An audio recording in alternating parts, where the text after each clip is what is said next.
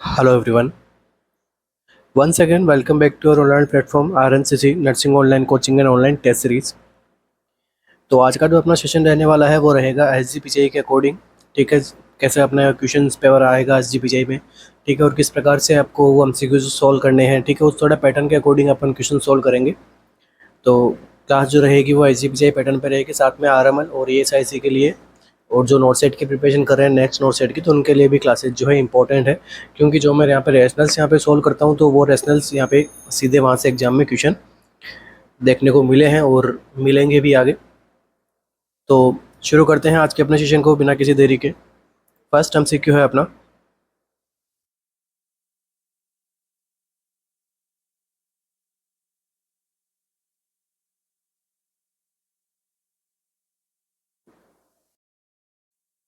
The nurse is working on A neurological unit if the following event occur simultaneously which would receive RN priority. ठीक है, अब आपको options में कुछ events they रखे हैं, तो इसमें से कौन सा इवेंट जो है वो साइमल्टेनियसली जो है यहाँ पे अकर हो रहा है, तो नर्स किसको यहाँ पे प्रायोरिटी देगी। तो देखिए न्यूरोलॉजिकल यूनिट में कौन सा इवेंट हो रहा है, तो प्रायोरिटी की बात पूछिए आपसे। ए client with cerebral aneurysm complaints of sudden weakness on the right side. ठीक है, सेरेब्रल एन्यूरिज्म था और वो कंप्लेंट कर रहा है सडन वीकनेस राइट साइड में। Client with suspected brain tumour complaints of frontal type headache. A client post-op lumbar laminectomy vomits. A client with Guillain-Barré syndrome has a temperature elevation.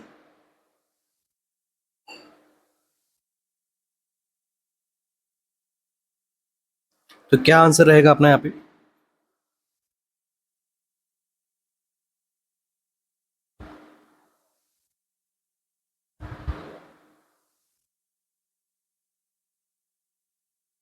Nurse यहाँ पे किसको priority देके चलेगी।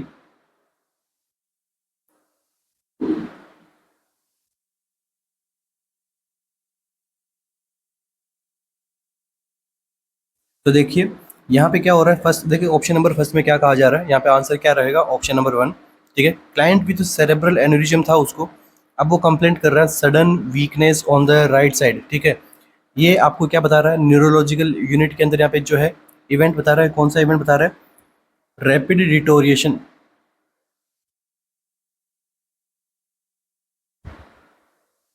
तो nurse को क्या करना है, इसको यहाँ पे सबसे ज़्यादा प्रायोरिटी लेके चलना होगा। According to all these options, option number 1 is the right answer.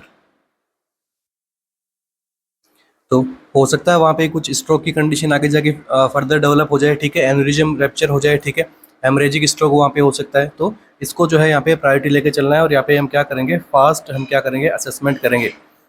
ठीक है, face, arm, speech and time, इन सबको लेके हम यहाँ पे चलेंगे। ठीक है, फास्ट असेसमेंट यहाँ पे करेंगे इस कंडीशन में। तो रैपिड डिटोरेशन हो रहा है यहाँ पे, साथ साथ में सडन वीकनेस देखने को मिल रही है राइट साइड के अंदर, तो यहाँ पे ये अपना क्या रहेगा, प्रायोरिटी आंसर रहने वाला है। नेक्स्ट MCQ,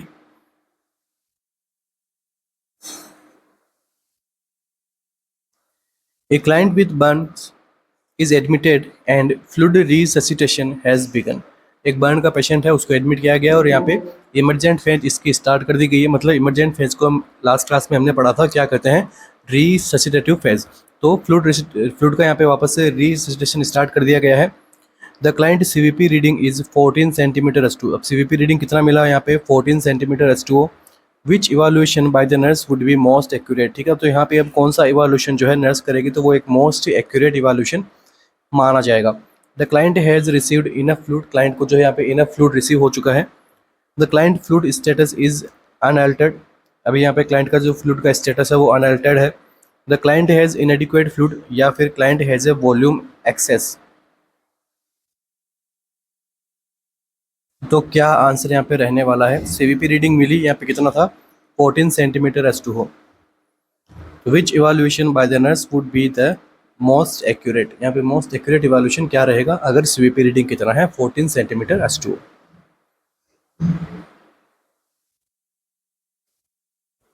तो देखिए इजी MCQ है। सबसे पहले बात करते हैं नॉर्मल CVP कितना होता है।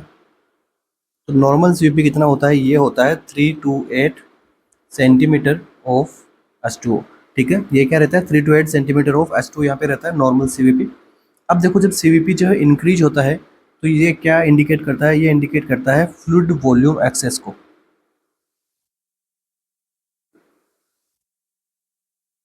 ठीक है, एक्सेसिव यहाँ पे क्या हो चुका है, फ्लूइड वॉल्यूम ज़्यादा हो चुका है। ठीक है, तो इसको इंडिकेट कर रहा है। तो देखिए यहाँ पे आंसर क्या करेक्ट रहने वाला है आपका, ऑप्शन नंबर डी। ठीक है, the client has a fluid volume excess. तो आपको इसके लिए सीवीपी की वैल्यू पता होनी चाहिए कितना था, तब अपन क्या आंसर सोल्व कर पाएंगे। तो आपके बेसिकली एमसीक्यूज एग्जाम में थ्योरी से आने वाले हैं। ठीक है, और थ्योरी से भी देखो इस प्रकार के जो अभी मैं सोल्व करवा रहा हूँ, इस प्रकार के एमसीक्यूज आपको देखने को मिलेंगे एग्जाम में। तो नर्सिंग केयर भी आपको पूछी जाएगी, विथ आपकी थ्योरी भी आपको जो है एग्जाम में पूछी जाएगी। नेक्स्ट एमसीक्यू,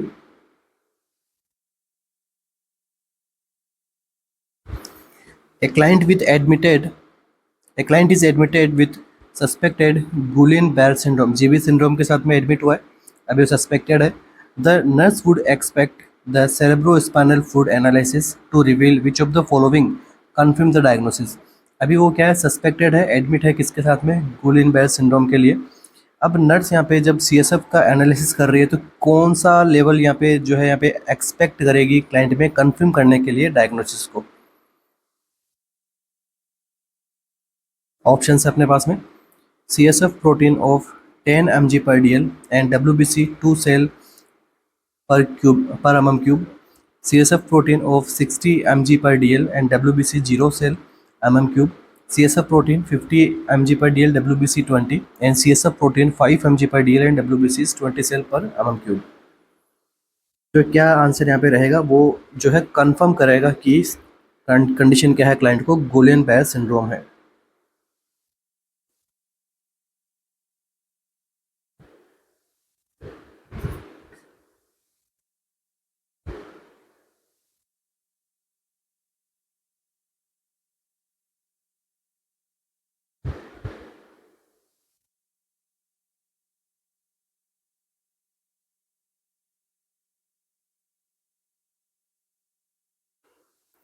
तो देखिए क्या होता है जब गुलिन-बेरे सिंड्रोम होता है, तो सबसे पहले बात करते हैं होता क्या है गुलिन-बेरे सिंड्रोम। तो ये क्या है, एक प्रोग्रेसिव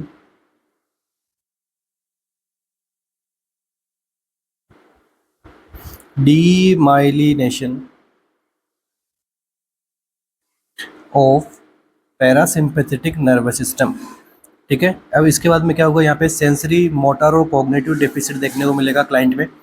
ठीक है, तो इसको हम also known as acute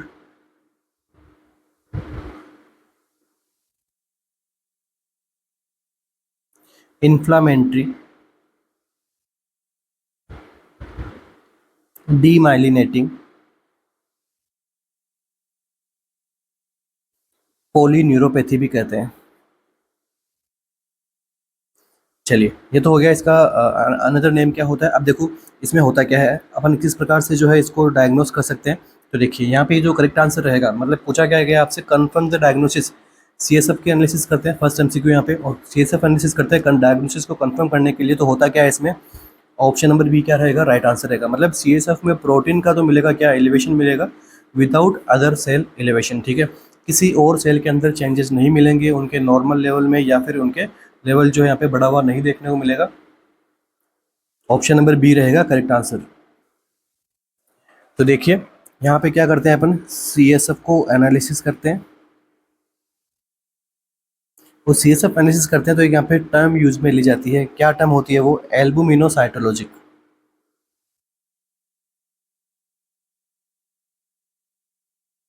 एल्बुमिनोसाइटोलॉजिक dissociation.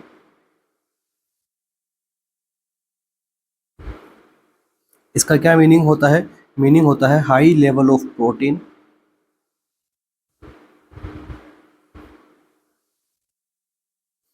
Without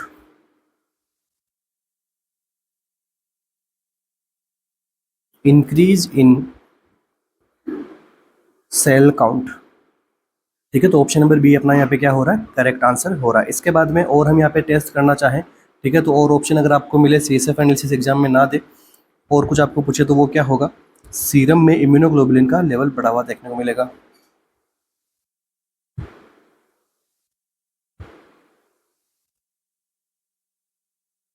और कौन से इम्यूनोग्लोबुलिन का, तो जी इम्यूनोग्लोबुलिन, मतलब IgG जी इम्यूनोग्लोबुलिन का लेवल जो है यहाँ पे बढ़ा हुआ देखने को मिलता है। नेक्स्ट हम बात कर लेते हैं थोड़ा साइन एंड सिम्टम्स से रिलेटेड, क्योंकि इंपॉर्टेंट डिजीज है। तो यहाँ पे क्या देखने को मिलता है, ascending paralysis.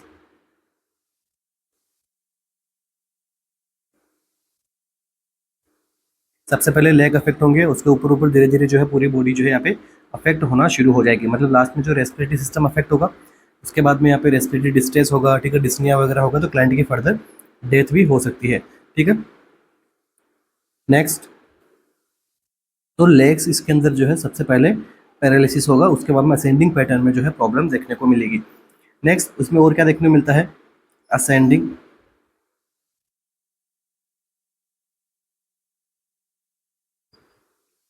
Symmetrical muscle weakness होगी इस क्लाइंट में। तो एक एमसीक्यू पूछा रहा था यहीं से एग्जाम के अंदर की प्रायोरिटी पूछ ली गई थी एक बार यहीं से, ठीक है, प्रायोरिटी पूछ ली गई थी। वो प्रायोरिटी क्या था कि एक क्लाइंट है जिसको गुलिनबार्ड सिंड्रोम है, तो यहाँ पे प्रायोरिटी दी गई थी। ऑप्शन में एक यहाँ पे ऑप्शन ए भी था, inability to lift the head and cough. ना तो वो क्लाइंट प्रॉपर तरीके से कफिंग कर पा रहा है, ना यहाँ पे जो है अपने हेड को अप कर पा रहा है। तो ये यहाँ पे क्लियरली शो कर रहा है क्या, सिमेट्रिकल मसल वीकनेस को, ठीक है। और साथ में किसको इंडिकेट कर रहा है, असेंडिंग पैरालिसिस को। तो अदर ऑप्शंस भी कुछ थे, बट वहाँ पे जो है इस ऑप्शन को जो है वहाँ पे करेक्ट माना गया था। अब देखते हैं, बात करते हैं इसके ट्रीटमेंट में। तो ट्रीटमेंट के अंदर जो है यहाँ पे इंट्रावेनियस इम्यूनोग्लोबुलिन आप दे सकते हैं, ठीक है। इसके अलावा जो है प्लाज्मा पैरालिसिस करते हैं। तो प्लाज्मा पैरालिसिस करने का मीनिंग क्या है कि यहाँ पे जो क्लाइंट के रेस्पिरेटरी जो सिम्टम्स आ रहे हैं उसको क्या कर सके, यहाँ पे डिक्रीज कर सके, ठीक है। जो एक्सेसिव एंटीबॉडी जो बनी है उसको क्या करेगा, प्लाज्मा पैरालिसिस से क्या करेगा, रिमूव करेंगे, ठीक है। रिमूव एक्सेसिव एंटीबॉडी को क्या करना है, बॉडी से रिमूव करना होगा। इसके बाद में नेक्स्ट जो एमसीक्यू बनता है यहाँ से, वो बनता है इसके कॉज से। तो कॉज भी पूछा रहता है, तो एक ऑर्गेनिज्म रहता है, वो इसको क्या करता है, कॉज करता है। क्या नाम होता है इसका, कैम्फाइलोबैक्टर जेजुनी।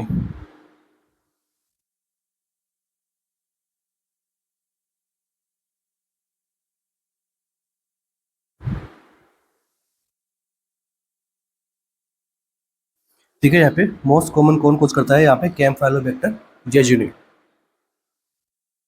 और ये अगर ऑप्शन में ना हो तो इसके अलावा एक कंडीशन और होती है, वो होती है ऑटो इम्यून, ठीक है। ऑटो इम्यून आपकी बॉडी की खुद की ही इम्यून सिस्टम जो है क्या करेगी, यहाँ पे अफेक्ट डालती है, ठीक है। ये हम सब यहाँ पे माइक्रोबायोलॉजी की अपनी क्लासेस में भी पढ़ रहे हैं, अपन इम्यूनोलॉजी, उसके अंदर हम ये चीज़ें सोल्व कर रहे हैं। नेक्स्ट एमसीक्यू अपना, ओके, एक एमसीक्यू और हम देख सकते हैं यहाँ पे पेन मैनेजमेंट के अंदर कि भाई गुडेनबर्ग सिंड्रोम के अंदर पेन हो रहा है क्लाइंट को, तो आप किस प्रकार से मैनेज करोगे। तो पेन मैनेजमेंट करना है अगर, तो यहाँ पे ड्रग कौन सी दी जाती है, गाबापेंटिन एंड कार्बामाजेपाइन, ठीक है। गाबापेंटिन ने कार्बामाजेपाइन दी जाती है यहाँ पे पेन के मैनेजमेंट करने के लिए। Next MCQ, the nurse is preparing to teach a client about phenytoin sodium. Which fact would be most important to teach the client regarding why the drug should not be stopped suddenly?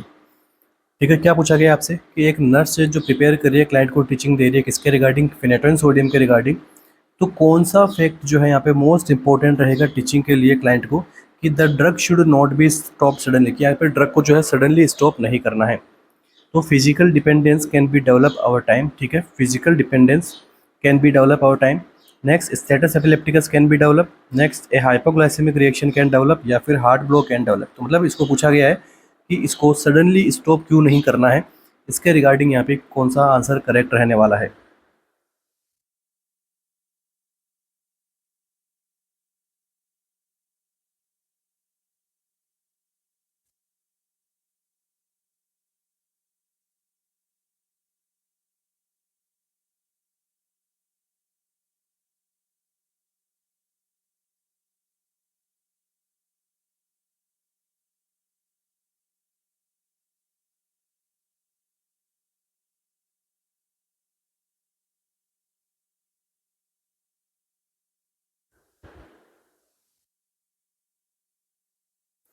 तो देखिए सबसे पहले बात करते हैं अपन phenytoin के normal level का।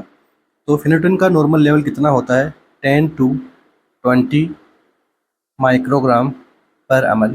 ठीक है, ये क्या रहता है, इसका नॉर्मल लेवल रहता है फेनेटोइन सोडियम का। तो अब देखते हैं, सबसे पहले बात करते हैं अपने आंसर की। तो आपसे पूछा गया है कि नॉट बी स्टॉप सडनली, क्यों इसको सडनली स्टॉप नहीं करना है, तो यहाँ पे क्या करेक्ट रहेगा आंसर, ऑप्शन नंबर बी। ठीक है, status epilepticus can be develop. ठीक है, एंटी एपिलेप्टिक ड्रग होती है ये। ठीक है, एंटी कन्वर्जेंट होती है। तो इसमें क्या होता है कि जब हम इसको सडनली अब्रप्टली इसको स्टॉप करेंगे तो स्टेटस एपिलेप्टिकस की कंडीशन यहाँ पे क्लाइंट में डेवलप हो सकती है। तो ये यहाँ पे क्या है, इंपॉर्टेंट है क्लाइंट को टीच करना रिगार्डिंग द ड्रग कौन सी, फिनेटोइन। अब ये जो कंडीशन है ये यहाँ पे लाइफ थ्रेटनिंग कंडीशन बन सकती है, इसके लिए क्लाइंट को क्या करना है, टीचिंग करना है। तो इस कंडीशन में क्या होता है कि मोर देन 5 मिनट्स तक क्या होते हैं, क्लाइंट को सीजर जो है वो यहाँ पे कंटिन्यू आ सकते हैं। ठीक है, स्टेटस एपिलेप्टिकस में। ठीक है, और एपिलेप्सी जो कंडीशन है वो एक यहाँ पे क्रोनिक डिजीज होती है ब्रेन की, जिसमें क्या होता है, रिकरेंट अनप्रोवोक्ड सीजर्स यहाँ पे देखने को मिलते हैं। रिकरेंट अनप्रोवोक्ड सीजर्स जो है यहाँ पे देखने को मिलते हैं किस, कौन सी कंडीशन में, एपिलेप्सिक कंडीशन के अंदर। तो मोर देन 5 मिनट्स यहाँ पे देखने को मिलेंगे क्या, सीजर्स। तो इस कंडीशन क्या कहेंगे अपन, स्टेटस एपिलेप्टिकस। अब देखिए इसके भी यहाँ पे दो टाइप होते हैं। First one is focal seizure, focal को हम क्या कह सकते हैं, partial. And second one is generalised. तो जो फोकल सीजर रहता है वो ब्रेन में किसी एक लोब को क्या करता है, अफेक्ट करता है। जो पार्ट जनरलाइज सीजर होता है वो ब्रेन के दोनों लोब को क्या करता है, अफेक्ट करता है। तो देखिए जनरलाइज को आगे और यहाँ पे हम पढ़ते हैं, किस में पढ़ते हैं, tonic, clonic. Next tonic and clonic. उसके बाद में हम क्या देखते हैं, मायोक्लोनिक, एटोनिक एंड लास्ट में अब्सेंस सीजर।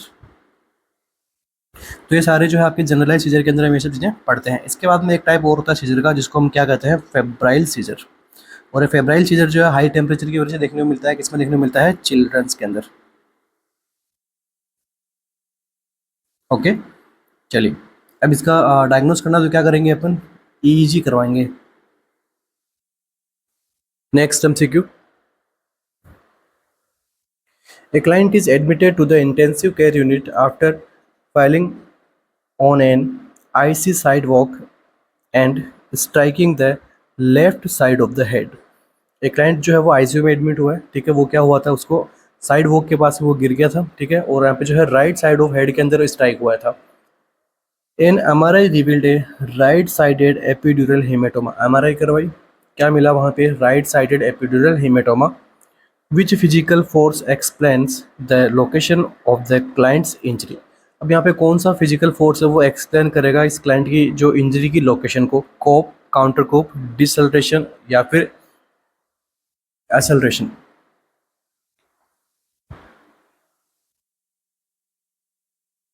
तो देखिए right side of the head के अंदर यहाँ पे स्ट्राइक हुआ था, और उसी के साइड में क्या हुआ, राइट साइड एपिड्यूरल हेमेटोमा हुआ है।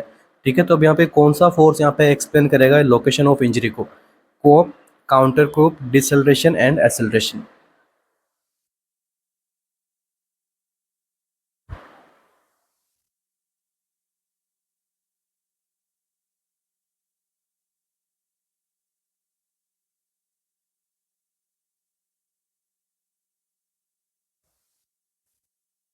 So what will be the answer in this MCQ? देखिए there is two thing. First one is cop and second one is counter cop.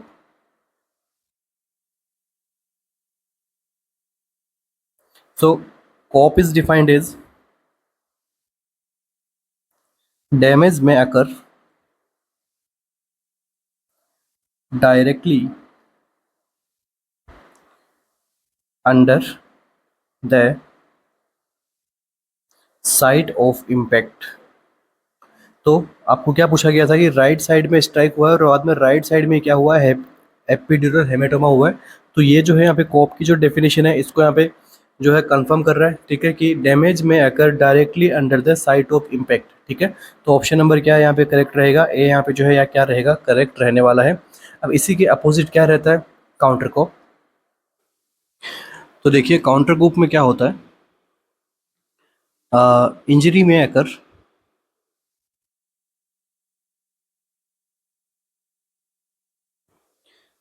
on the side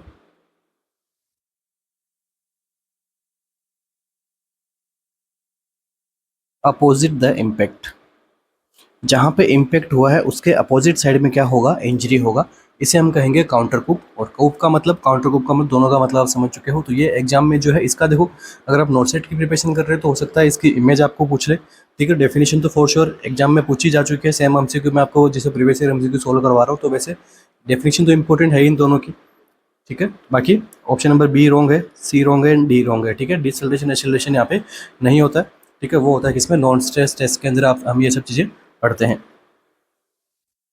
next MCQ.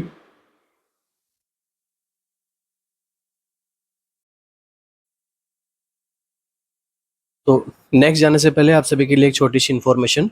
S G Vijay RML Lucknow special जो है हमने आरएनसीसी की आपकी team ने 120 यहाँ पे जो है टेस्ट सीरीज जो है वो लॉन्च कर दी गई है, जिसमें टोटल 120 टेस्ट आपको यहाँ पे दिए जाएंगे अकॉर्डिंग टू एग्जाम्स पैटर्न के अकॉर्डिंग। यहाँ पे क्वेश्चंस रहने वाले हैं और लाइव रैंकिंग आपको यहाँ पे शो होगी, लाइव टेस्ट भी आपको देखने को मिलेंगे यहाँ पे।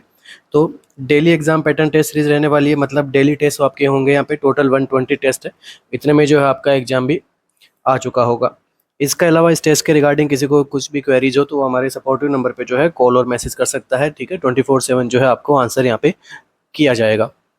चलिए नेक्स्ट एमसीक्यू।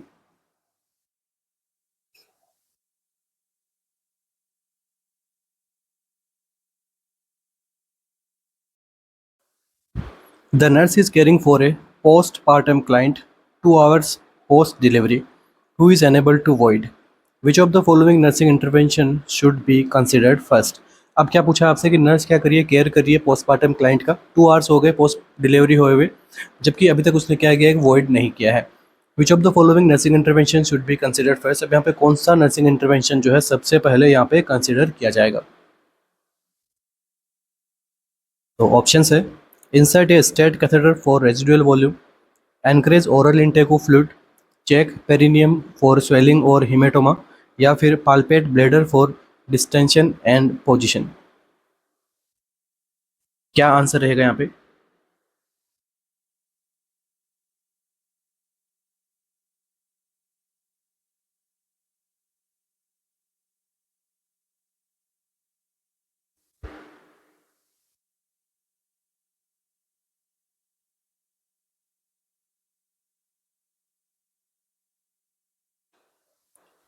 तो देखिए यहाँ पे प्रायोरिटी क्या रहेगी।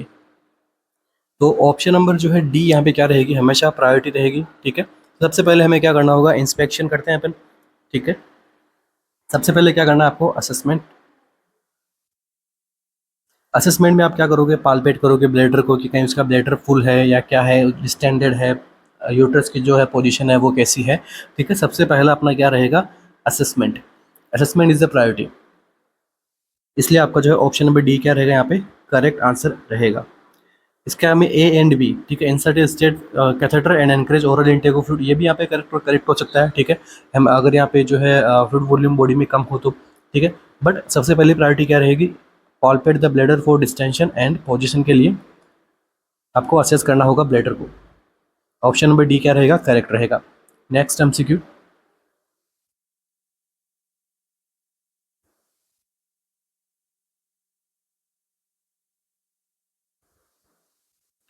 ए client with essential tremors has been prescribed the drug primidone, ठीक है। क्लाइंट में क्या हो रहे हैं, ट्रेमर्स आ रहे हैं और उसको जो है ड्रग प्रिस्क्राइब की गई है primidone. Which of the following will the nurse teach the patient about the drug. अब यहाँ पे इस ड्रग से रिलेटेड जो है नर्स पेशेंट को क्या टीचिंग देगी। Avoid alcohol while taking the drug cause hyperactivity, the drug can be stopped abruptly without effect, euphoria is a side effect of taking the drug.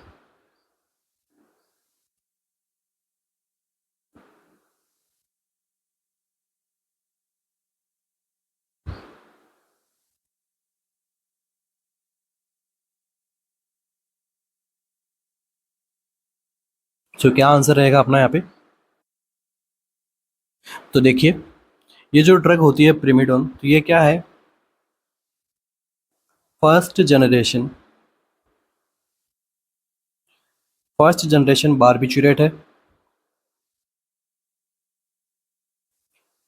कौन सी category की? Anti epileptic. अभी क्या करती है? Treat करती है किसको? सीजर्स को। कौन से टाइप के सीजर को? तो पार्शियल को एंड जनरलाइज्ड को। ठीक है, दोनों को ही क्या करती है? ट्रीट करती है। अब आपसे क्या पूछा है कि इस ड्रग का जो नर्स को पेशेंट को क्या टीच करेगी, तो देखिए इस ड्रग के साथ में जो है अल्कोहल को इनटेक नहीं करना है, क्योंकि ये जो ड्रग है इसका क्या साइड इफेक्ट आता है? ये क्या कॉज करती है? ड्राउजीनेस। तो ड्राउजीनेस तो ऑलरेडी हो रहा है इससे, और ज़्यादा अल्कोहल कंजप्शन करेगा। देखिए अल्कोहल तो हमेशा हर ड्रग के साथ में आपको अवॉइड ही करना होता है, बट स्पेशली इस ड्रग के साथ में तो करना ही करना है, क्योंकि ये ड्रग ऑलरेडी ड्राउजीनेस कॉज करवाते हैं। अल्कोहल लोगे तो उससे भी जो है ड्राउजीनेस और ज़्यादा बढ़ेगा। ठीक है, तो सेफ्टी पर्पज से जो क्या करना है आपको, ऑप्शन नंबर ए को क्या करना है? करेक्ट करना है, avoid alcohol while taking the drug. तो नेक्स्ट देखिए, the drug cause hyperactivity. Hyperactivity तो करेगी नहीं, क्योंकि क्या कोज करवा रही है? ड्राउजीनेस को कोज करवा रही है। नेक्स्ट देखिए यूफोरिया। यूफोरिया भी यहाँ पे नहीं होगा, क्योंकि ड्राउजीनेस हो रही है। Drug can stop abruptly without effect. तो यहाँ पे एब्रप्टली जो है इस ड्रग को स्टॉप नहीं करना है। ठीक है, सीरियस इफेक्ट आ सकते हैं, ठीक है, डेंजरस इफेक्ट आ सकते हैं एब्रप्टली अफेक्ट करोगे तो। ठीक है, इसलिए नेक्स्ट एमसीक्यू अपना।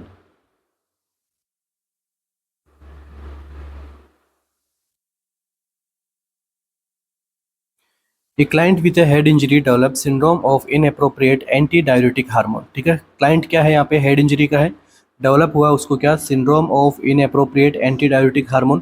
ठीक है, SIADS उसको डेवलप हुआ है।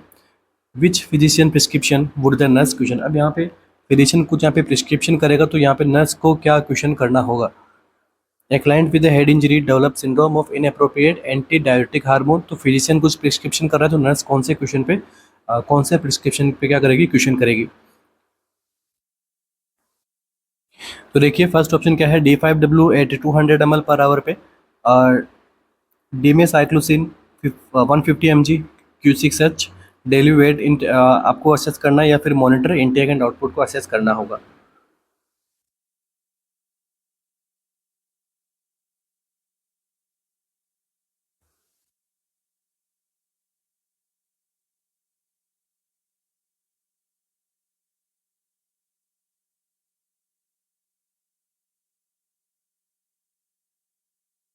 क्या आंसर रहेगा यहाँ पे? तो देखिए होता क्या है SIADS। तो SIADS में क्या होता है, इसको हम क्या कहते हैं? Syndrome of inappropriate antidiuretic hormone. मतलब क्या हो गया कि बॉडी क्या करती है आपकी, वो टू मच मेकिंग करती है किसकी? Anti diuretic hormone. अब ये क्या है? एंटी डायूरेसिस, मतलब डायूरेसिस के अगेंस्ट ये काम करता है। मतलब इसका क्या फंक्शन होता है कि किडनी से क्या कर देता है ये? किडनी स्टॉप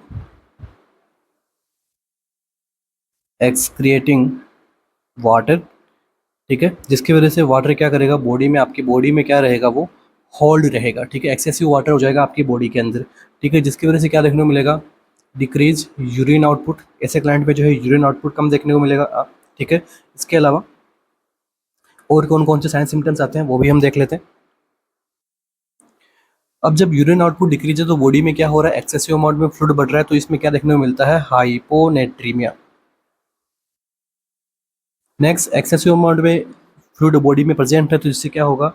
ब्लड प्रेशर जो क्लाइंट का होता है वो होता है इंक्रीज। साथ में कार्डियक लोड बढ़ता है, तो यहाँ पे क्या होता है? हार्ट रेट क्या हो जाती है? डिक्रीज हो जाती है इस कंडीशन में। ठीक है, और यहाँ पे लो एंड कंसनट्रेटेड यूरिन देखने को मिलता है।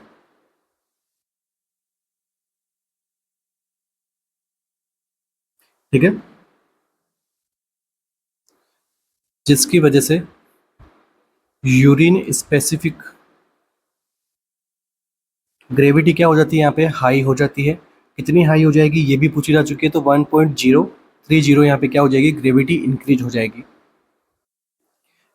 नेक्स्ट देखिए, इस कंडीशन में क्या होता है? सोडियम यहाँ पे क्या देखने को मिलता है? लो देखने को मिलता है, जिसकी वजह से क्या होता है? क्लाइंट में हेडेक यहाँ पे होना शुरू हो जाता है, और इसी हेडेक को हम क्या कहते हैं? Early sign.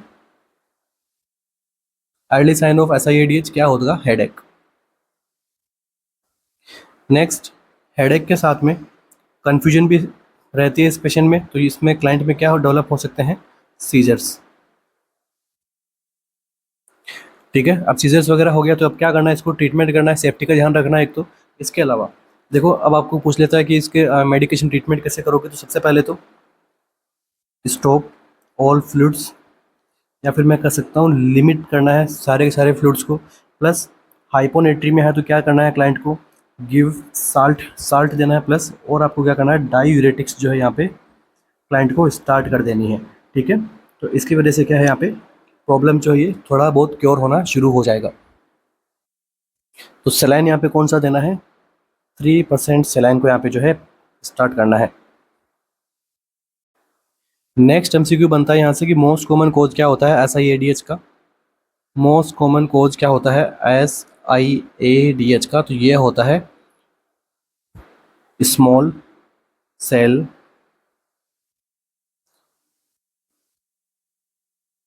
Lung carcinoma. ठीक है, मोस्ट कॉमन कोज क्या होता है, small cell lung carcinoma is the right answer. अब देखिए, सब कुछ मैंने आपको पढ़ा दिया SIADH के बारे में। अब आपको है कि which physician prescription would nurse question, तो कौन सा प्रिस्क्रिप्शन फिजिशियन करेगा, उस पर नर्स क्या करेगी, क्वेश्चन करेगी। तो आंसर क्या रहेगा, ऑप्शन नंबर ए। इसमें क्या बताया, D5W eight 200 ml per hour. ये तो क्या है, एक एक्सेसिव अमाउंट में फ्लूइड जा रहा है उसको, पेशेंट की बॉडी में ऑलरेडी फ्लूइड का यहाँ पे एक्यूमुलेशन हो रहा है। इस वजह से आपका जो है ऑप्शन नंबर 1 क्या होगा, रॉन्ग रहेगा यहाँ पे। ओके, चलिए नेक्स्ट एमसीक्यू अपना।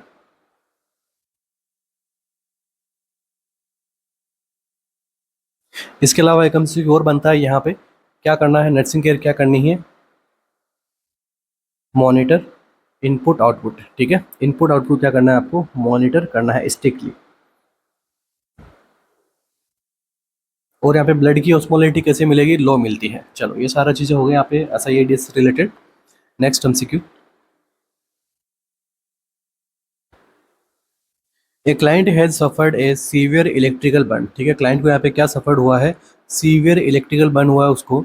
विच medication would the nurse expect to have ordered for application to the burn area. कौन सी मेडिकेशन जो यहाँ पे एप्लीकेशन करनी चाहिए बर्न एरिया के ऊपर, नर्स क्या एक्सपेक्ट करके चलेगी, mafenide acetate, silver nitrate, povidone iodine ointment, या फिर सिल्वर सल्फाडाइजिन।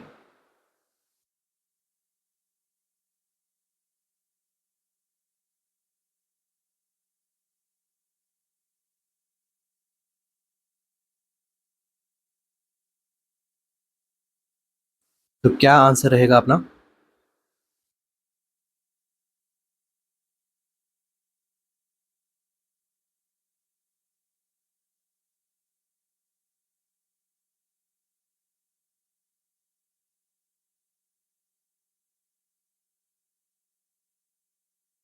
तो देखिए मेफिनाइड एसिडेट यहाँ पे क्या रहेगा अपना बेस्ट आंसर रहेगा, क्योंकि इसका जो क्या होता है, बेटर पेनिट्रेशन होता है,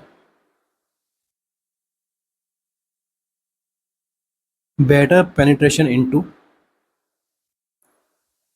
स्कार टिश्यू। क्योंकि इलेक्ट्रिकल बर्न है तो वहाँ पे स्कार होने के चांसेस भी क्या रहते हैं, ज़्यादा रहते हैं। तो बेस्ट आंसर क्या रहेगा, मेफिनाइड एसिडेट। ठीक है, बाकी तीनों में क्या है कि इतना अच्छा पेनिट्रेशन नहीं हो पाता ड्रग का टिश्यू तक, इसलिए तीनों जो सिल्वर नाइट्रेट है, पाउडिन आयोडीन और सिल्वर सल्फाडाइजिन को प्रायोरिटी पे नहीं रखेंगे। बेस्ट आंसर पूछे तो क्या रहेगा, मेफिनाइड एसिडेट। और साथ में ये क्या करेगा, ठीक है, it prevent also, it prevent also bacterial और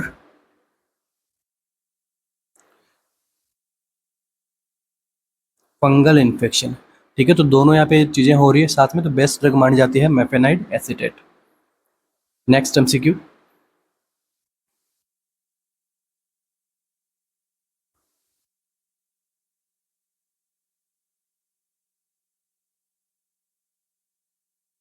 the nurse is performing fluid resuscitation on a burned client.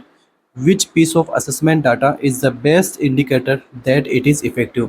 अब यहाँ पे फ्लूइड को यहाँ पे कंटिन्यू किया जा रहा है, फ्लूइड को वापस से रिस्टोर किया जा रहा है क्लाइंट में, बर्न हुआ था क्लाइंट को।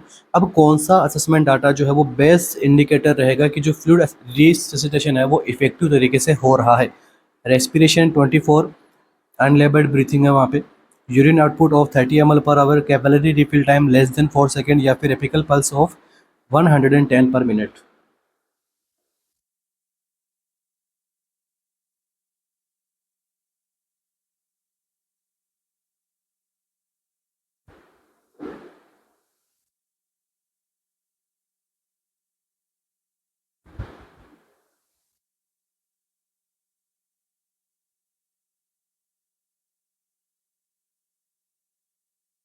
तो देखिए यहाँ पे क्या आंसर रहेगा।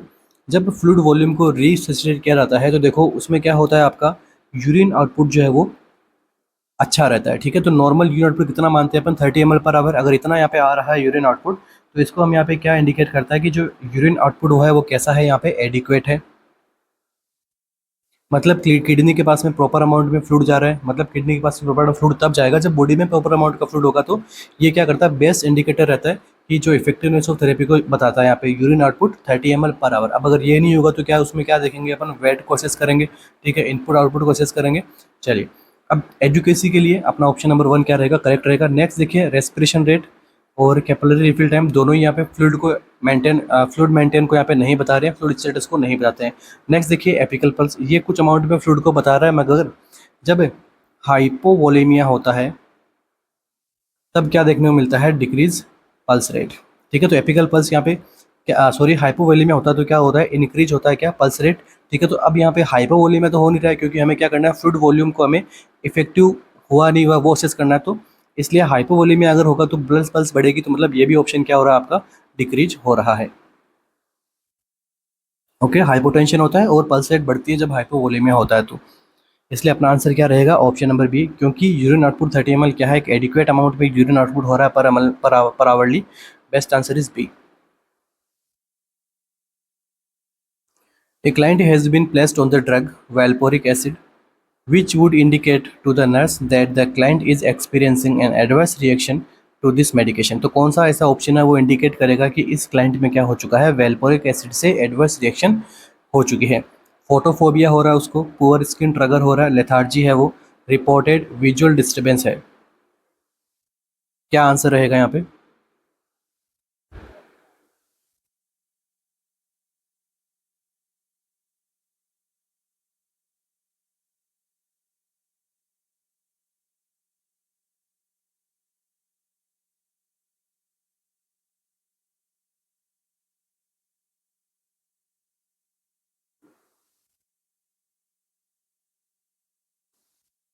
तो देखिए, आपसे जब पूछा जाए वेल्पोरिक एसिड के बारे में,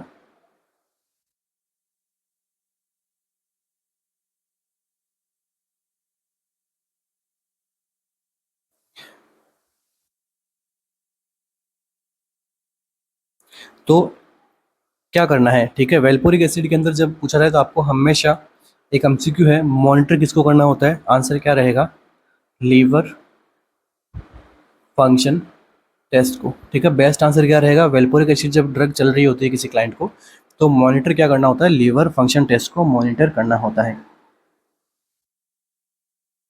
नेक्स्ट एमसीक्यू देखिए, वेल्पोरिक एसिड का थेरापेटिक रेंज कितना होता है।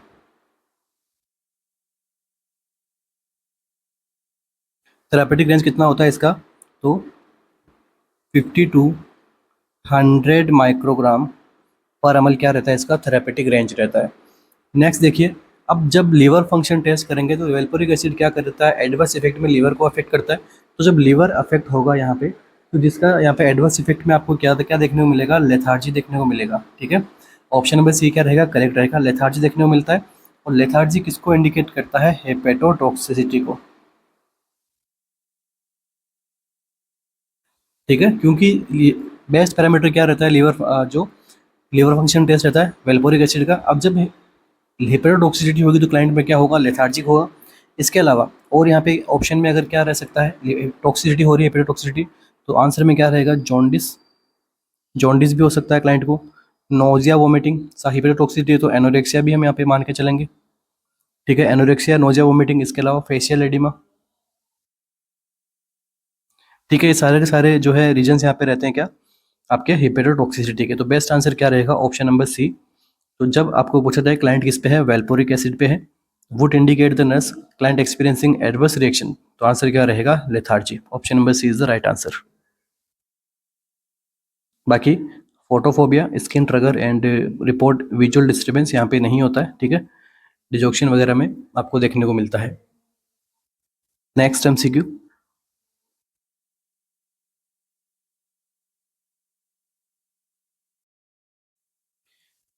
तो आगे बढ़ने से पहले आप सभी के लिए एक छोटी सी इन्फॉर्मेशन यहाँ पे, RNCC nursing coaching online test series की ओर से आप सभी के लिए जो है यूपीएससी ईएसआईसी एग्जाम स्पेशल जो है टेस्ट सीरीज लॉन्च की है, जिसके अंदर 30 लाइव मॉडल टेस्ट पेपर मिलेंगे। मॉडल टेस्ट पेपर का क्या मीनिंग होता है कि अकॉर्डिंग टू एग्जाम सिलेबस आपको वहाँ पे पेपर देखने को मिलेंगे, ठीक है। और ये क्या रहने वाले हैं, लाइव टेस्ट रहने वाले हैं। आपको यहाँ पे लाइव एनालिसिस आपको देखने को मिलेगा, आपका क्या रैंकिंग रहता है, कैसे आप परफॉर्म करते हो उसके आंसर्स के अंदर, ठीक है। आप कहाँ पे आपको जो है वर्क करने की नीड है, ठीक है। अभी कुछ दिन बचे हैं, तब तक अपन जो है वो टॉपिक अपन अच्छा कर सकते हैं। अगर आपका कोई टॉपिक इन टेस्ट में कोई ख़राब जाता है तो based on new exam pattern, according to exam pattern ये टेस्ट होने वाला है।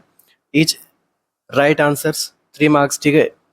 1/3 नेगेटिव मार्किंग यहाँ पे रहने वाली है, ठीक है। ओएमआर सीट पीडीएफ अवेलेबल रहेगी प्रैक्टिस के लिए, ठीक है। तो आप प्रैक्टिस कर सकते हैं घर पे, तो वो जो है ओएमआर सीट पीडीएफ भी यहाँ पे अवेलेबल रहेगी। इसके अलावा इस टेस्ट सीरीज के रिगार्डिंग आपको यहाँ पे कोई भी इंक्वायरीज करनी हो तो वहाँ पे 9588856774 पे जो है आप कॉल और मैसेज कर सकते हैं।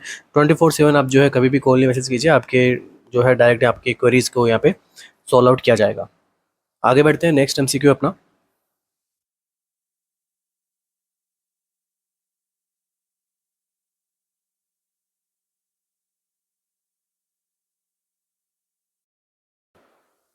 A nurse is carrying a client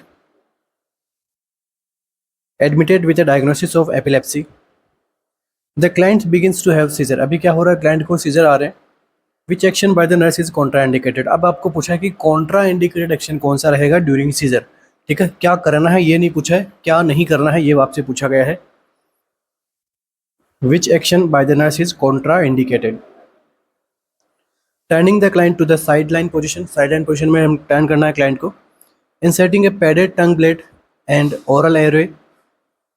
Losing restrictive clothing या फिर remove the pillow and raising padded side rails.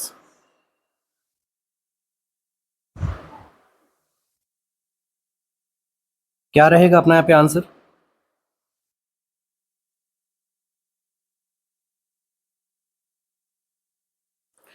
During epilepsy या फिर ड्यूरिंग सीजर क्या या कौन सा एक्शन नहीं करना है यहाँ पे। तो देखिए इजी एमसीक्यू है। बाकी देखिए सबसे पहले turning the patient to the side position, ये क्या करता है, प्रिवेंट करता है एस्पिरेशन को।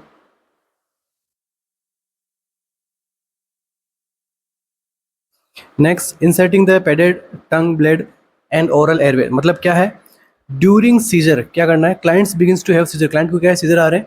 अभी ड्यूरिंग सीजर जो है कुछ भी यहाँ पे ओरल कैविटी में जो है आपको इंसर्ट नहीं करना है, तो बेस्ट आंसर क्या रहेगा अपना ऑप्शन नंबर बी, ठीक है। नेक्स्ट देखिए लूजिंग रेस्ट्रिक्टिव क्लोथिंग, ये भी यहाँ पे करना सही होता है, ठीक है, during seizure. Next, removing the pillow and side rail padded and raising padded side rail, ठीक है। जो बेड साइड जो रेल्स होती है उनको क्या करना चाहिए, राइज करना चाहिए अगर वो बेड के ऊपर है तो, ठीक है। और ये साइड लाइन पोजिशन हमें मेंटेन करनी चाहिए। तो ऑप्शन नंबर ए, सी और डी तो क्या करना है, करना होता है सीजर के अंदर। कॉन्ट्रा इंडिकेट कौन सा रहेगा, इंसर्टिंग ए पैडेड टंग ब्लेड, ठीक है। तो ड्यूरिंग सीजर कुछ भी यहाँ पे ओरल कैविटी में नहीं लाना, एक तो वहाँ पे जो है आपका फिंगर्स वगैरह बाइट कर सकता है यहाँ पे, ठीक है। इसलिए ड्यूरिंग सीजर क्या करना है, एक तो ऑब्जर्व करना है कैसा सीजर आ रहा है, कितने टाइम के लिए आ रहा है, ठीक है। और दूसरा उसको साइड लाइन पोजिशन देना ताकि एस्पिरेशन ना हो। उससे पहले safety priority. Which would the nurse include in the nursing care plan of a client experiencing severe delirium tremors, ठीक है। अगर किसी पेशेंट को सीवियर डिलेरियम ट्रेमर्स आ रहे हैं, ठीक है, सीवियर डिलेरियम ट्रेमर्स आ रहे हैं, तो कौन सा यहाँ पे नर्सिंग केयर प्लान में नर्स अब क्या इंक्लूड करेगी। Placing the client in a darken room, dark room के अंदर क्लाइंट को रखेगी। Keeping the closet and bathroom doors close, ठीक है, बाथरूम के डोर्स वगैरह सबको क्लोज रखेगी।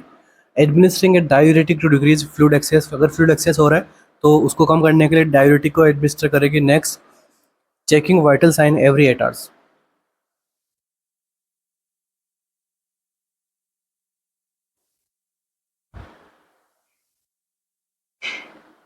तो देखिए डिलेरियम की कंडीशन है, तो कौन सा नर्सिंग प्लान यहाँ पे जो है इंक्लूड किया जाएगा।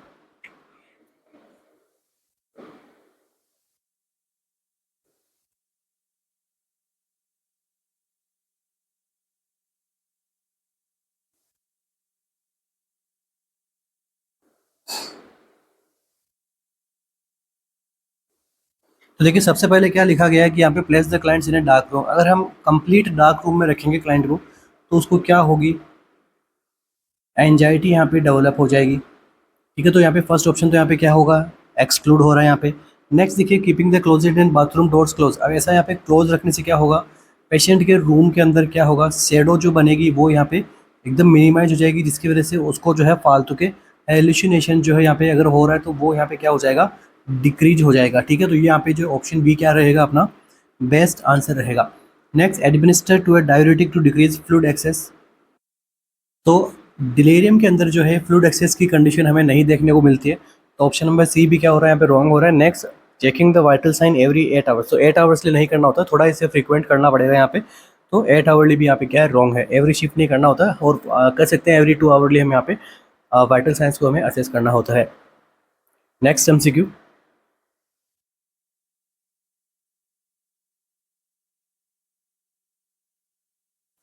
the nurse is reviewing the laboratory values of a client with myocardial infarction.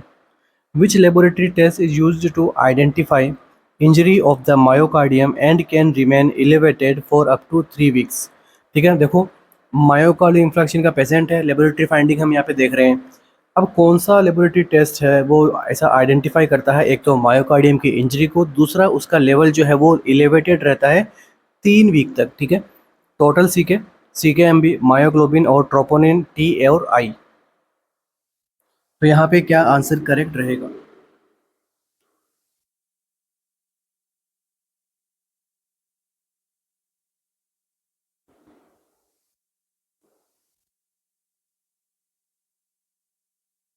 तो क्या आंसर रहेगा यहाँ पे अपना?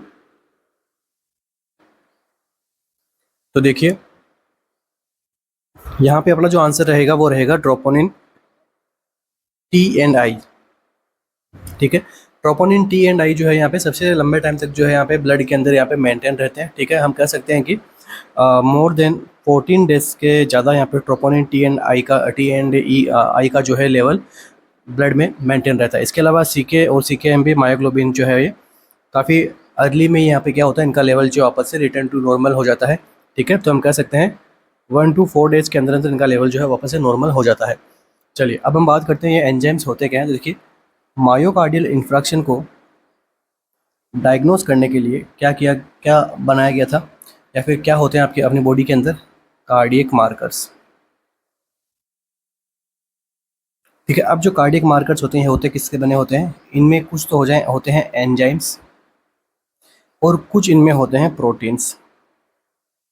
ठीक है, कुछ तो एंजाइम्स के बने होते हैं, कुछ यहाँ पे प्रोटीन्स के बने होते हैं, इनको हम क्या कहते हैं कार्डियक मार्कर्स। तो नॉर्मली तो ये जो नॉर्मल कंडीशन के अंदर इनका जो अमाउंट यहाँ पे क्या रहता है, लो रहता है या फिर बॉडी में अपसेंट रहता है। बट जब एम की कंडीशन आती है तब इनका जो अमाउंट के अंदर यहाँ पे सिग्निफिकेंटली राइज देखने को मिलता है। ठीक है, ये होते हैं release in blood in large quantity due to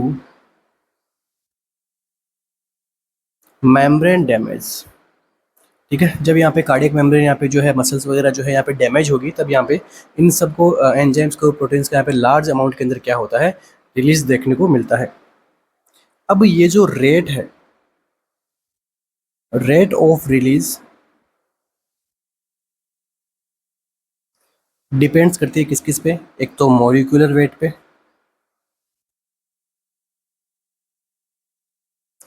second intercellular location,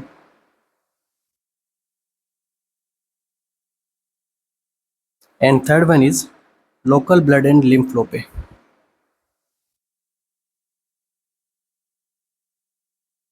ठीक है, अब जो ये रेट से रिलीज होते हैं, ठीक है, इनका जो लेवल है वो इन तीनों के ऊपर क्या करता है, डिपेंड करता है।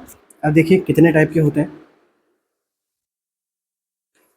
फर्स्ट वन मैं यहाँ पे लिख रहा हूँ एंजाइम्स, कौन कौन से होते हैं। तो देखो एंजाइम्स के अंदर हम पढ़ते हैं क्रिएटिनिन काइनेज,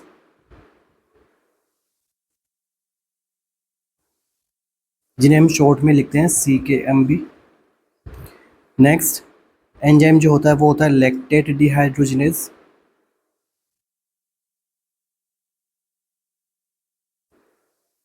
नेक्स्ट एंजाइम जो होता है वो होता है aspartate amino transferase.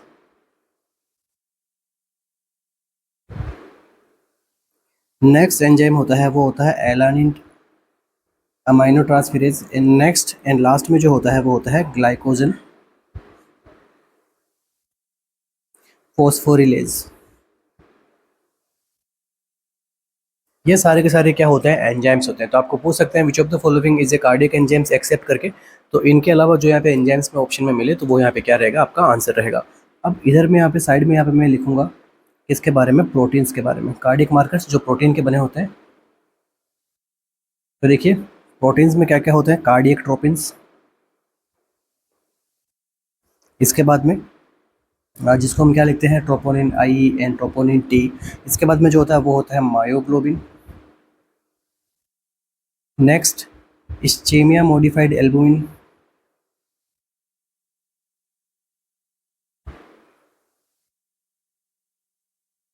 And next क्या होता है, fatty acid binding protein.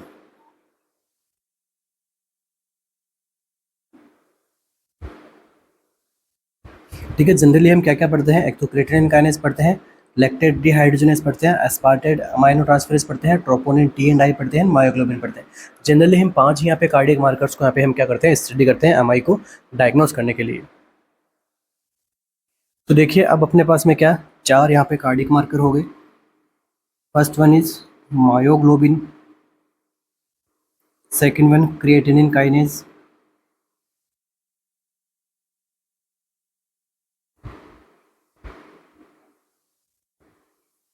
And third one is cardiac ट्रोफिन्स।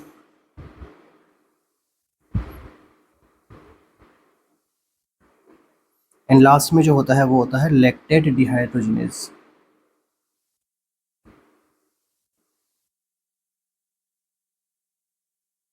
चलिए अब सबसे पहले हम बात करते हैं मॉलिक्यूलर वेट के ऊपर कि मायोग्लोबिन का जो है मॉलिक्यूलर वेट कितना होता है। तो आंसर इज 17 kDa। ठीक है, आंसर क्या रहता है 17 kDa। और kDa का क्या मीनिंग होता है, किलो डेल्टन। ठीक है, ध्यान में रखना। बस अब तक पूछा नहीं गया है इसके रिगार्डिंग एमसीक्यू, मगर ये एब्रीवेशन एक बार जरूर आपसे पूछा गया है। ठीक है, ईएसआईसी के अंदर एब्रीवेशन जरूर पूछा गया है कि जो कार्डियक मार्कर्स होते हैं उनको उनके मॉलिक्यूलर वेट को हम किस में मेजर करते हैं। तो आंसर क्या रहेगा, केडीए। नेक्स्ट देखिए क्रिएटिनिन काइनेज का कितना रहता है, तो 40 केडीए। कार्डियक ट्रोफिन्स का कितना रहता है, ठीक है, तो कार्डियक जो आई है ट्रोपोनिन आई उसका रहता है 21 केडीए एंड जो टी है उसका होता है 37 केडीए। जो लैक्टेट डिहाइड्रोजनेज का मॉलिक्यूलर वेट होता है वो कितना होता है 134 kDa। ये मैं क्या पढ़ा रहा हूँ, molecular weight. First one classification हो गया मॉलिक्यूलर वेट पे। अब नेक्स्ट जो एमसीक्यू बनता है कि अर्लीस्ट कार्डियक मार्कर कौन सा होता है। तो आंसर क्या रहेगा, मायोग्लोबिन।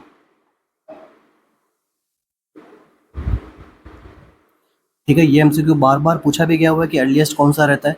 ठीक है, तो अब नेक्स्ट जो एमसीक्यू बनेगा कि इसके सोर्स क्या होते हैं, कि जो मायोग्लोबिन होता है इसका सोर्स क्या है, कहाँ से रिलीज होता है। आंसर क्या रहेगा, मसल से। मसल्स कौन सी, स्केलेटल, कार्डियक और स्मूथ। इसलिए इसको क्या नहीं करते हैं, इतना रिलायबल नहीं मानते हैं, क्योंकि कार्डियक से भी होता है ये, स्केलेटल से भी होता है, स्मूथ से भी होता है। इसलिए जो है इसको इतना रिलायबल हम नहीं मानते हैं। मगर अर्लीस्ट का पूछे तो आंसर क्या रहेगा, मायोग्लोबिन। नेक्स्ट देखिए क्रिएटिनिन काइनेज, ये कहाँ से रिलीज होता है, एक तो रिलीज होता है कार्डियक मसल से, दूसरा रिलीज होता है स्केलेटल मसल से। नेक्स्ट कार्डियक ट्रोफिन्स, ये कहाँ से रिलीज होता है, only and only cardiac muscle से। इसलिए इसको हम क्या कहते हैं, कार्डियक स्पेसिफिक मार्कर्स। ये भी ध्यान रखना कि स्पेसिफिक मार्कर कौन सा होता है, ट्रोपोनिन आई। ठीक है, और अर्लीस्ट मार्कर कौन सा होता है, मायोग्लोबिन।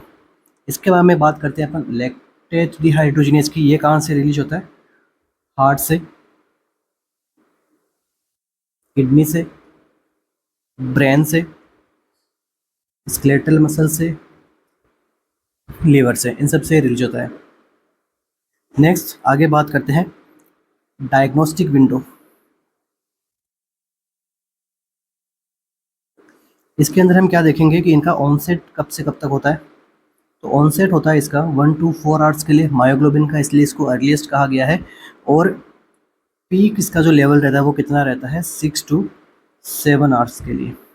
ठीक है, नेक्स्ट हम बात करते हैं क्रिएटिनिन काइनेज के बारे में। तो क्रिएटिनिन काइनेज का जो ऑनसेट है वो कितने टाइम तक रहता है, 4 to 6 आवर के लिए ऑनसेट रहता है। इसका जो पीक रहेगा वो रहेगा 18 to 24 आवर्स। अगर किसी का लिखा हुआ नहीं है तो प्लीज़ आप सब इसको जो है टाइम टेबल को, इसको जो सारणी में यहाँ पे बना रहा हूँ, इसको जो क्या करना है आपको नोट डाउन करना है। नेक्स्ट देखिए कार्डियक ट्रोपोनिन्स, इसका जो पीक टाइम ड्यूरेशन है वो कब कितना, ऑनसेट जो है कब तक रहता है 2 to 6 आवर में क्या होता है ऑनसेट होता है, और पीक ड्यूरेशन कितना होता है 18 to 24 आवर्स के लिए। नेक्स्ट लैक्टेट डिहाइड्रोजिनेज, इसका ऑनसेट कब होता है 12 to 14 आवर्स के लिए, एंड पीक ये कब रहता है 2 डेज तक, ये पीक लेवल रहता है इसका। यहाँ तक समझ में आ गया सबका। अब देखिए बात करते हैं अपन आगे कि बैक टू नॉर्मल, वापस इनका लेवल नॉर्मल कितने दिन में हो जाता है, तो विद इन 1 डे के अंदर यहाँ पे जो मायोग्लोबिन है इसका लेवल क्या हो जाता है वापस से नॉर्मल हो जाता है। इसलिए ये इतना रिलायबल नहीं रहता है। एक तो सबसे जल्दी ये अपीयर होता है, दूसरा ऑनसेट और पीक टाइम भी तो बहुत कम है, और वापस नॉर्मल भी कितना हो जाता है विद इन 1 डे के अंदर ये नॉर्मल हो जाता है। नेक्स्ट देखिए कार्डियक जो क्रिएटिनिन काइनेज, ठीक है, इसके कितने दिनों में नॉर्मल होता है, तो 3 to 5 डेज के अंदर नॉर्मल हो जाएगा। नेक्स्ट बात करते हैं ट्रोपोनिन आई और टी की। सबसे पहले बात करें ट्रोपोनिन आई की कितने दिनों में नॉर्मल होता है, तो 8 to 14 डेज के अंदर। ठीक है, और टी जो है कितने दिनों में नॉर्मल होता है 5 to 14 डेज के अंदर। ठीक है, इसलिए जो है इसको हम यहाँ पे मोस्ट रिलायबल माना जाता है, और ये लंबे टाइम तक मेंटेन रहता है। ठीक है, इसलिए अगर री इन्फ्रैक्शन होता है वापस से, तो इसका लेवल हम यहाँ पे एसेस करते हैं। एक तो क्रिएटिनिन काइनेज का लेवल देखेंगे, दूसरा हम यहाँ पे ट्रोपोनिन का लेवल देखते हैं। अगर मायोकार्डियल इन्फ्रैक्शन तो हुआ, फिर से री इन्फ्रैक्शन अगर होता है, तो इन दोनों का लेवल यहाँ पे असेस करते हैं। नेक्स्ट हम डिस्कस करते हैं किसको, लैक्टेट डिहाइड्रोजिनेज को। इसका जो लेवल होता है वो 7 to 10 डेज के अंदर अंदर वापस नॉर्मल आ जाता है। तो ये हो गया आपके सारे के सारे कार्डियक मार्कर्स, कौन से एंजाइम होते हैं, कौन से प्रोटीन्स होते हैं। ठीक है, तो इन सबको यहाँ पे समझाना जरूरी है, क्योंकि बहुत से बच्चों में क्या इससे रिलेटेड कन्फ्यूजन्स रहते हैं। Next MCQ, the nurse expect that a client with cocaine addiction would most likely to be placed in which medication। एक क्लाइंट में क्या है कोकाइन एडिक्शन है। अब यहाँ पे नर्स एक्सपेक्ट कर रही है कि कौन सी मेडिकेशन को यहाँ पे हम प्रायोरिटी देंगे। ठीक है, कौन सी मेडिकेशन को यहाँ पे प्लेस करेंगे कोकाइन एडिक्शन से रिमूव करने में, ब्रोमोक्रिप्टिन, मेथाडोन, THC या फिर डायसल्फिराम।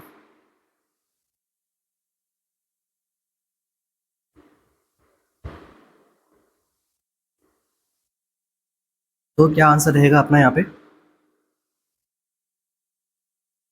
तो देखिए मेथाडोन के बारे में मैंने आपको बताया था लास्ट क्लास के अंदर, ये रहती है ओपियोइड्स के लिए। ठीक है, जिनको ओपियोइड्स यहाँ पे डी एडिक्शन करवाना है तो उसमें मेथाडोन देते हैं। एल्कोहल में क्या देंगे डायसल्फिराम, और यहाँ पे कोकाइन एडिक्शन है तो मैंने आपको पढ़ाया था क्या देंगे हम यहाँ पे ब्रोमोक्रिप्टिन। ठीक है, ब्रोमोक्रिप्टिन ड्रग यहाँ पे जो है प्रोवाइड की जाएगी यहाँ पे। ठीक है, एडिक्शन अगर हो रहा है किसी में कोकाइन से रिलेटेड, इसलिए।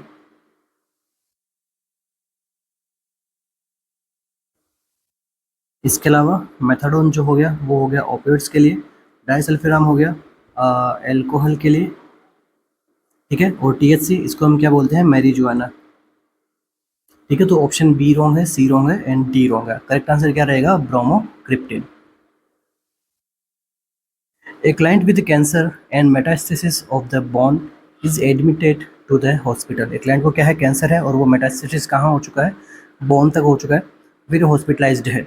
विच symptom of hypercalcaemia cause the nurse to the most concern. अब यहाँ पे सिम्टम आ रहा है क्या हाइपर कैल्सीमिया का, तो कौन सा यहाँ पे सिम्टम यहाँ पे मोस्ट कंसर्न रहेगा, वीकनेस, एनोरेक्सिया, फ्लैसिड मसल या फिर कार्डियक चेंजेज।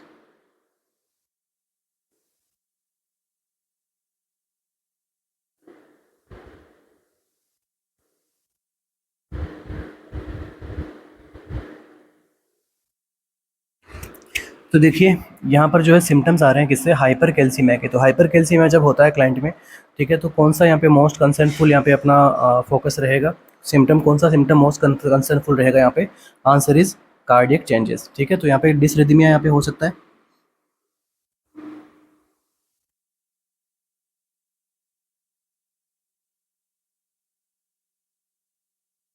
इसलिए अपना बेस्ट आंसर क्या रहेगा कार्डियक चेंजेस। बाकी वीकनेस, एनोरेक्सिया, फ्लैसिड मसल्स वगैरह यहाँ पे इतना प्रायोरिटी पे नहीं रहेगा जितना कार्डियक चेंजेस यहाँ पे प्रायोरिटी में रहता है। नेक्स्ट एमसीक्यू अपना,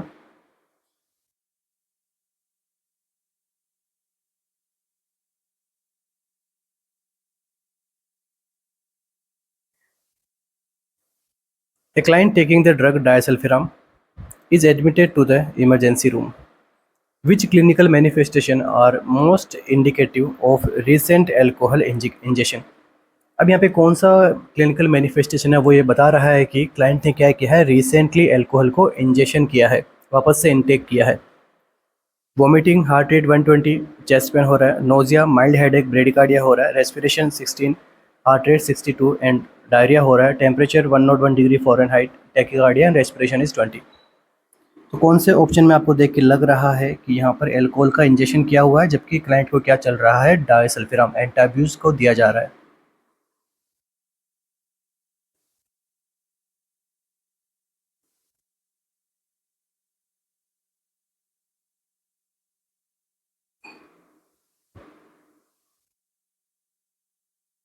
तो देखिए, जब क्लाइंट को डायसल्फिराम दिया जा रहा था, उसको जो है क्लियरली उसको बताया जाता है कि आपको क्या करना है, अल्कोहल को विदहोल्ड करना है, ठीक है, नहीं यूज़ में लेना है। अगर फिर भी वो क्लाइंट जो है अल्कोहल कंजप्शन करता है तो क्या होता है, उसके अंदर सीवियर यहाँ पे वॉमिटिंग देखने को मिलती है, हार्ट रेट बढ़ी हुई देखने को मिलती है, चेस्ट पेन यहाँ पे देखने को मिलता है, ठीक है, सारे के सारे क्या है यहाँ पे एडिशनल सिम्टम्स होते हैं, ठीक है, जब अगर क्लाइंट को एंटाब्यू चल रहा होता है फिर वो अल्कोहल को इंजेक्शन करता है। तो इसके अलावा और क्या हो सकता है यहाँ पे, प्लस सीवियर हेडेक,